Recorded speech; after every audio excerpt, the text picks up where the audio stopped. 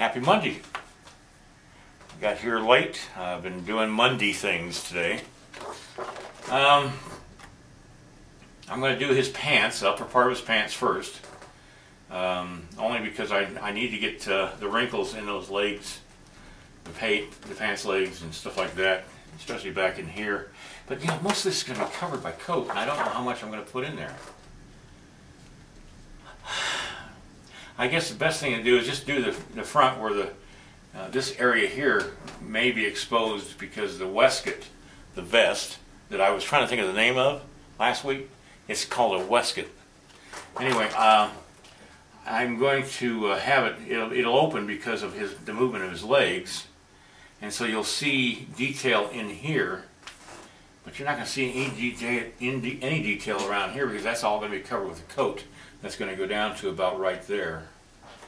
So I won't be doing all this bunched up pants in the back, but I will at least try this part in the front and then just figure out once I start putting the waistcoat on and the coat on, well, how much of that's going to actually show.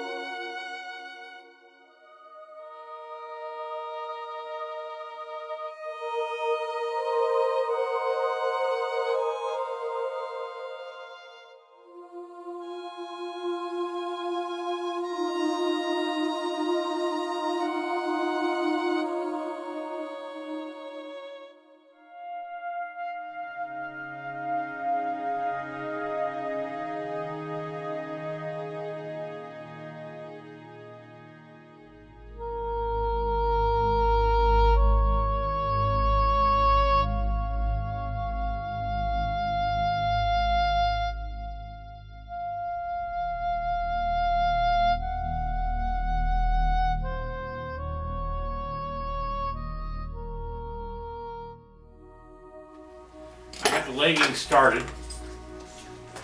I'm not going to put a lot of detail back here. I would normally put the wrinkles in the back of the leg, but quite honestly, all this is going to be covered by the coat. And until I get the coat on, I don't know how much will be covered. And I can't see wasting my time and effort doing detail work until I get the coat on. But I'm not going to put the coat on yet. I'm going to put the waistcoat on tomorrow. That's the vest. That comes down to about right there, I think. And I'll do that tomorrow. I've got the leather leggings and I got the front of the pants started.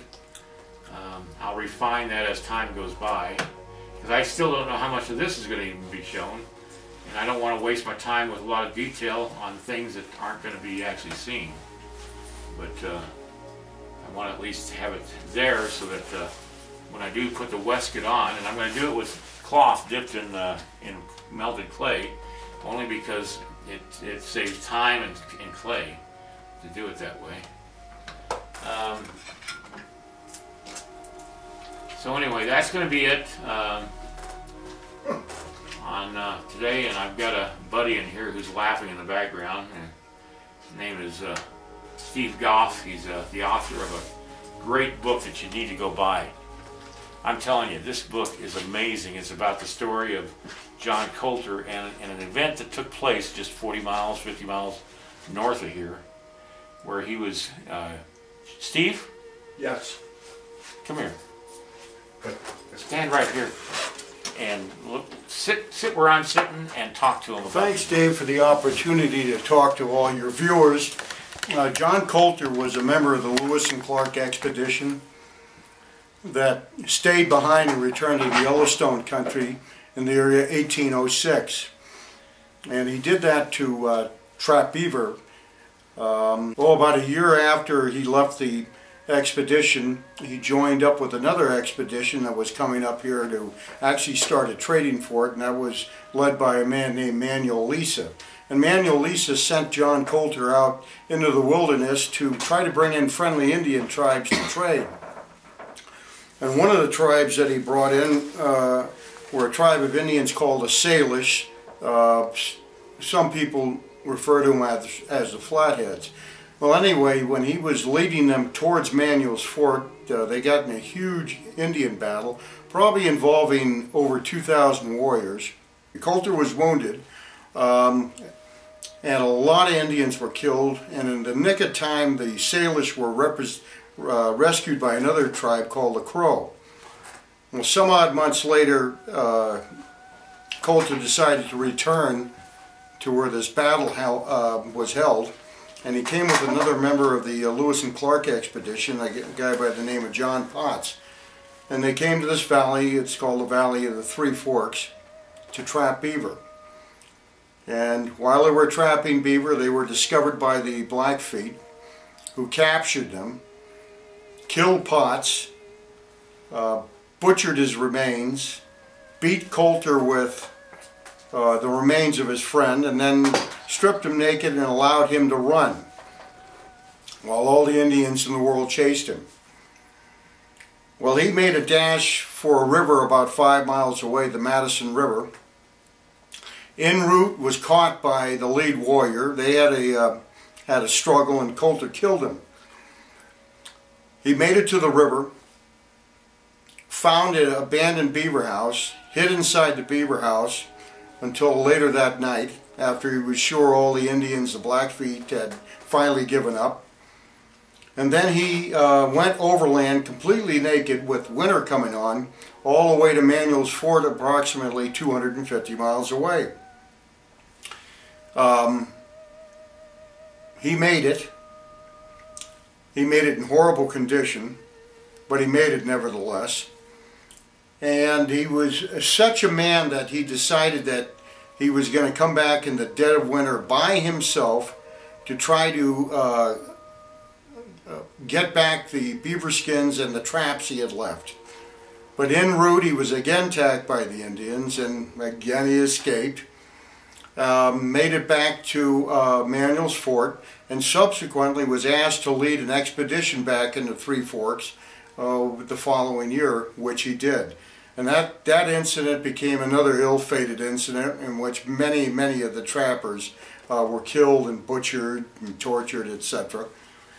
And Coulter finally said he had enough, and he left. And he left with a couple of young trappers, and en route he was ambushed again.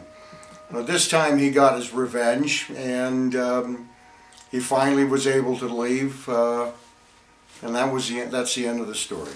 Description of his book, believe me, his story is so well written, it's going to lock you in. You won't be able to put the book down. So go out and buy his book. I'll put a link to where you can buy it. That'll be it for today. Adios, amigos.